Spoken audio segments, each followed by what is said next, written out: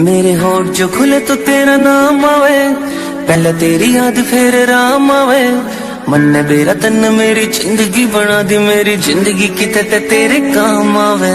तू ना जो कवे तो मेरी ना से, हाँ जो कवे तो मेरी हाँ से। जिसकी मैं बात कोई टाल को नहीं सकता वा, और कोई को न मेरी माँ से। मेरी माँ मेरा रब, मेरी माँ मेरा राम, मेरी माँ मेरा शहर, मेरी